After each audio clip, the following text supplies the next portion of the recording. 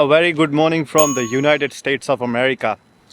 मैं क्यूबा से जा रहा हूँ कनाडा अपने घर वापस, और मेरा 24 घंटे का ले ओवर है लास वेगस में। लास वेगस को सिन सिटी भी बुलाया जाता है।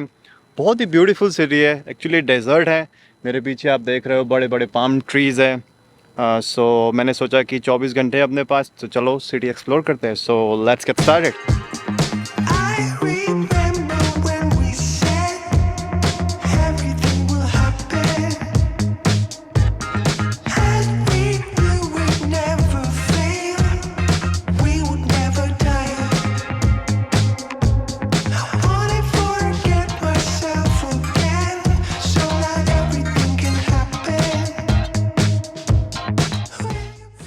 पहली जगह जो मैं जाने वाला हूँ, आपने बहुत सारे मूवीज़ में वो जगह देखी होंगी, वेलकम टू लास वेगस जो साइन बोर्ड है। मुझे जब तक याद है, मेरी मेमोरी है अनजाना अनजानी, रणबीर कपूर और प्रियंका चोपड़ा की जो मूवी थी, उसमें मैंने वो साइन देखी थी। आपके रेफरेंस के लिए मैं फ़ोटो डाल दूँगा। सो पहला स्टॉप वहीं पे, तकरीबन बस में 40 मिनट की राइड है। सो मैं भी बस स्टॉप पे हूँ, वेट कर रहा हूँ। और लास वेगस सिटी की जो पब्लिक ट्रांसपोर्ट है, उसका मैंने 24 घंटे का अनलिमिटेड राइड्स का पास ले लिया है। ये पास आप इन पर्सन भी बाय कर सकते हो, और लास वेगस सिटी की जो पब्लिक ट्रांसपोर्ट एप्लीकेशन है उसमें भी बाय कर सकते हो। तो मैंने अपने फ़ोन में पब्लिक ट्रांसपोर्ट की एप्लीकेशन डाउनलोड कर ली। इसकी कॉस्ट है $8, यानी कि तकरीबन आई वुड से 640 रुपये 24 घंटे के लिए। Not bad. अगर आप ऊबर करोगे यहाँ पे, भाई साहब आपके एल लग जाएंगे, इतनी एक्सपेंसिव है। और सर जी, सिटी बिल्कुल खाली लग रही है आज। पता नहीं क्या रीज़न है, कोई गाड़ियाँ दिखाई नहीं दे रही, कोई लोग नहीं दिखाई दे रहे।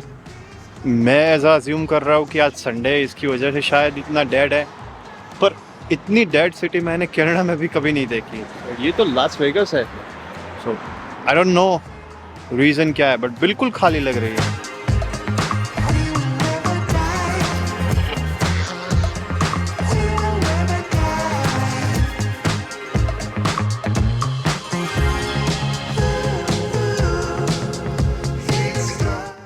लास वेगस की जो लोकेशन है, उसको देख के मेरे को मैक्सिको की याद आ रही है।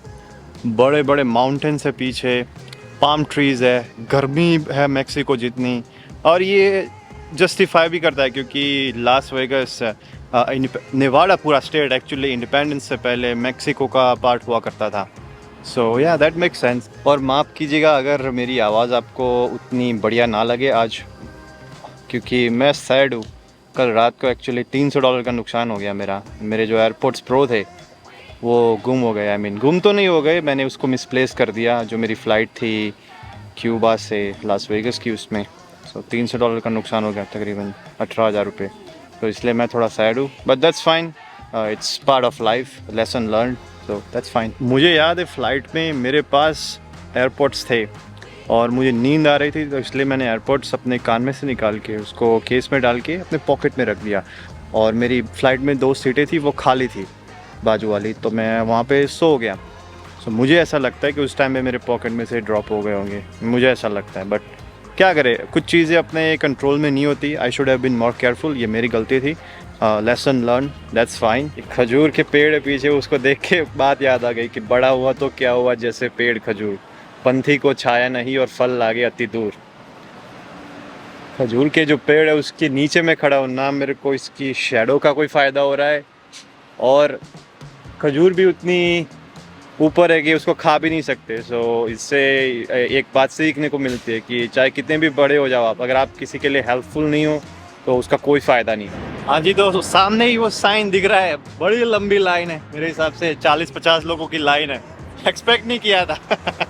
जस्ट साइन, पीछे साइन है लास वेगस का, लाइन बड़ी लंबी है। मैं भी अभी जाके लाइन में लगता हूँ प्रॉपर सेंटर में फ़ोटो खिंचाने के लिए। अगर आपको साइड में से खिंचवाना हो तो you don't need to wait in the line. Please call me by my name and tell me when हो गया जी अपना फ़ोटो सेशन। 20-25 मिनट लाइन में मैं खड़ा रहा, but it was worth it. Centre में तभी आपको फ़ोटो खींचने को मिलता है। आप या से साइड में से या फिर लेफ्ट या राइट में से भी फ़ोटो खींच सकते हो, but I wanted to do it from the centre, so it's all right. 20 minutes, it's okay. गर्मी बहुत है भाई, बहुत ज़्यादा गर्मी है। मेरे हिसाब से 40 डिग्री टेम्परेचर है अभी इधर का। लास वेगस साइन का फ़ोटो सेशन हो गया अभी।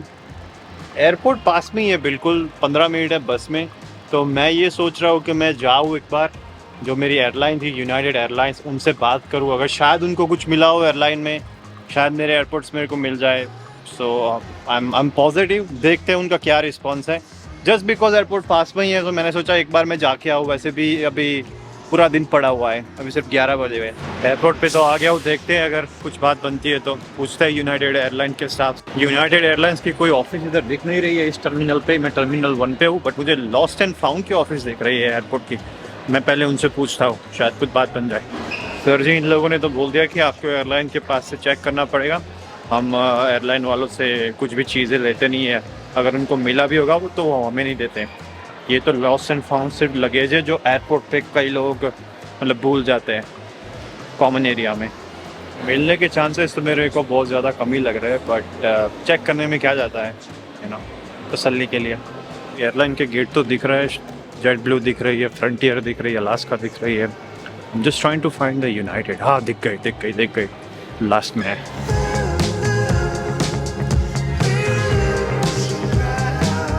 अभी मैं सेकंड फ्लोर पे हूँ। यहाँ पे यूनाइटेड की सिर्फ चेक इन की सर्विस है।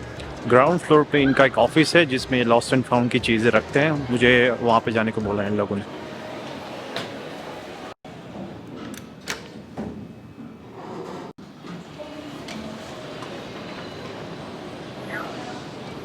उनको तो कुछ मिला नहीं है अनफॉर्चुनेटली, बट हमने ऑनलाइन क्लेम फाइल कर दिया है। सो मेरे सब डिटेल्स हैं उनके पास, नंबर, ईमेल एड्रेस। अगर उनको कुछ मिलेगा जस्ट इन केस तो मेरे को कांटेक्ट करेंगे, but will see, that's fine, we did our best. और क्या कर सकते हैं। Now let's get back to the downtown Las Vegas. Downtown Vegas में एक बढ़िया सा मॉल है, नाइकी का फैक्ट्री आउटलेट है, दिखा दे आपको। मैं भी सोच रहा हूँ कि एक शूज़ ले लूँ, चाहिए, क्योंकि ये वाले शूज़ बहुत गंदे हो गए ट्रैवलिंग से 2 महीने से। अब बढ़िया है ये शूज़, नॉट बैड, फटे नहीं है, बट मुझे एक लेने थे कब से। तो देखते हैं, अगर ठीक बनता है, मुझे अच्छे लगते हैं तो फिर लेते हैं।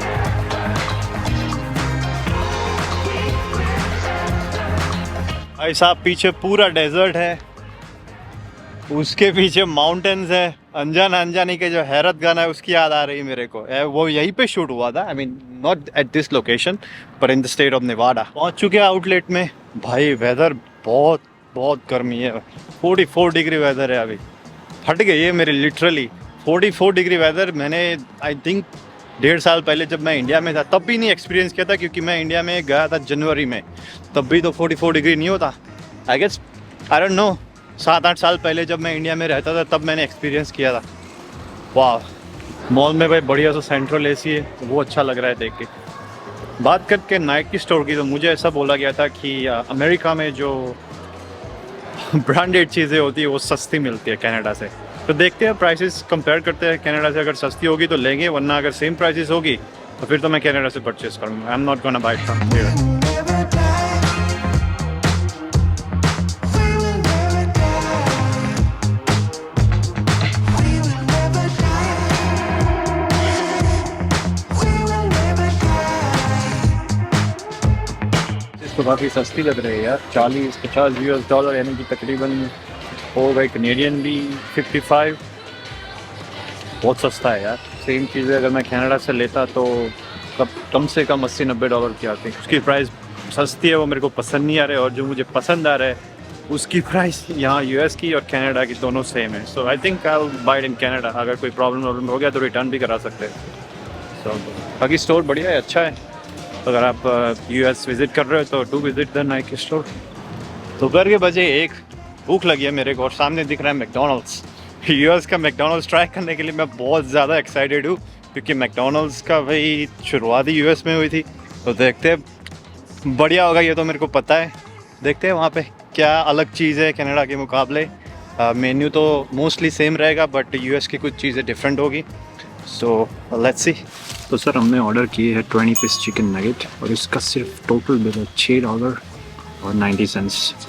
$7 लगा लो, यानी कि तकरीबन 7 × 82 420 रुपये। Very very cheap. अगर मैं ये सेम चीज़ कनाडा में लेता तो कम से कम $20 कैनेडियन डॉलर का बिल आएगा, 1200 रुपये का। Pretty cheap. सर जी, मेरे को लगता नहीं है कि मैं 20 पीस फिनिश कर पाऊँगा। सस्ते तो इसलिए मैंने ले लिया, बट फिर भी हाँ जी सर, तो हमारा खाना हो गया है। नेक्स्ट स्टॉप अभी हम जा रहे हैं वो है M&M वर्ल्ड। जिन लोगों को पता नहीं है, M&M अमेरिका की बहुत ही पॉपुलर चॉकलेट ब्रांड है। कनाडा में भी बहुत पॉपुलर है, बट उसका ओरिजिन अमेरिका में हुआ था। तो उनकी एक बहुत बड़ी दुकान है जिसमें M&M की तरह तरह की चॉकलेट्स वहाँ पे होंगी, एसेसरीज होगी, bags, wallet, maybe T shirts. So वही देखने जा रहे हैं। I am really excited about it, so let's से